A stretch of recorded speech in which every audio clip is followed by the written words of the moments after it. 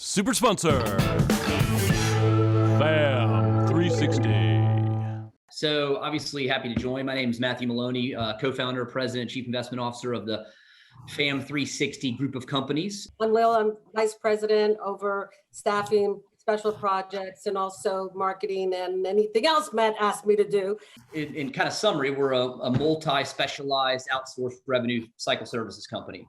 So we have some very specific things that are our targeted core services, and they range from billing and collection of TPL or complex claims such as motor vehicle accidents, workers' compensation claims, veteran administration, billing and collection of patient accounts receivables, both early out and bad debt, the handling of claims denials, appeals, and underpayments.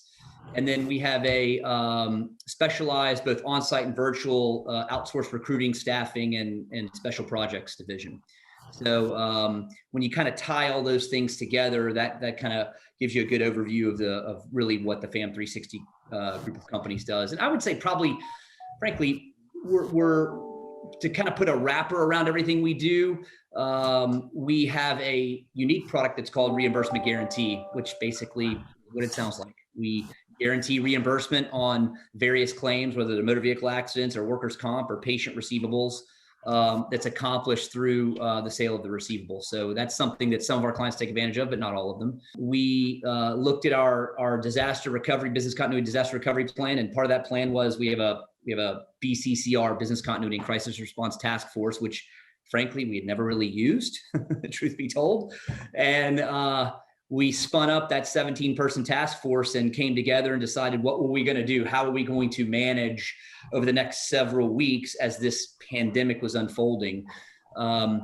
Within 12 business days, about 2.5 weeks, we ended up spinning up our private cloud environment, and we deployed over 300 employees remotely into our private cloud. Those are some long work days, that's for sure. I do want to kind of highlight something that Matt did that I think was really, it was amazing. First of all, the task that he put together, we met every single day. And the one thing that I have to give him kudos for is that not only did we have this meeting daily, but he was calm, his leadership was steadfast. While we were all in a state of panic, to be honest, we're like, oh my gosh, what's going to happen?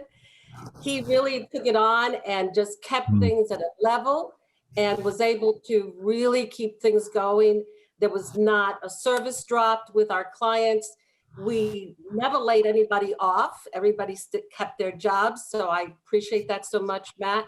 And really, it was all under his leadership. So I know he's a little humble, but I think that he deserves a little kudos because it's a major undertaking. So thank you, Matt. You know, we're obviously in something that the world hasn't faced in 100 years, right? Maybe going back to the Spanish flu. And I think that in business, but also in our personal lives, ultimately our success is derived from only 10% of our circumstances, but 90% how we respond to it.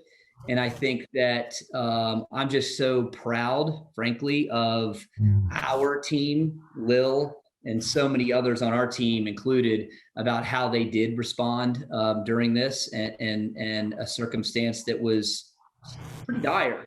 But as I always say, and as I tell our team, life is, our success in our endeavors as life is 10% our circumstances and 90% how we respond to it. And it just goes to show your people. The people will drive the success. And so I think that that probably is a bit cliche. Sometimes people talk about it, but in times of uncertainty, you really see that. For me, it's two fundamental things, right?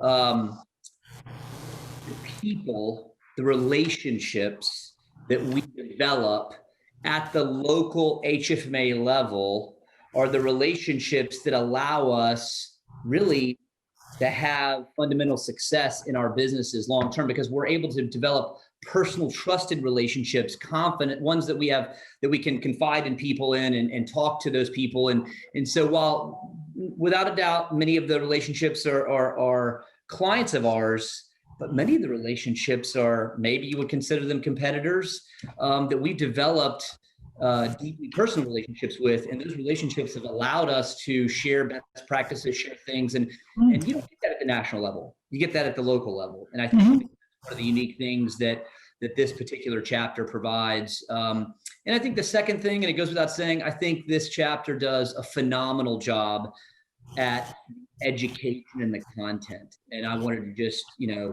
thank those people that spent so much time putting together the education and the content for Georgia HFMA. And I think they've done a phenomenal job over the last several years. And look, navigating in this circumstance, in this environment that we're in, who knows what the next several months and perhaps even the next several years hold. And it's no small task. I understand that. But I appreciate the educational content. So for me, those are the two things, but frankly, the cornerstone of it is the relationships, the personal relationships. What would you say? Yeah, to piggyback off of that, of course, as a member of HFMA now, and I was too, remember, over 35 years. So as a member, obviously relationships is the number one. I think during my interview that Max, you had done in Savannah, I pretty much talked a lot about that I really value those relationships. But I think the other, I want to say thank you to join Matt on thanking the Georgia HFMA, because this is very creative. This shows how innovative the chapter can be. And Max, thank you so much for doing this. It gives us an opportunity really to, keep our name out there, and obviously, and also to thank the whole Georgia chapter to take that step forward and do something creative. So that just shows that that's a lot of value that other chapters may not have. So there was something that somebody once told me, that in times of uncertainty, people crave certainty, and the next to certainty is clarity.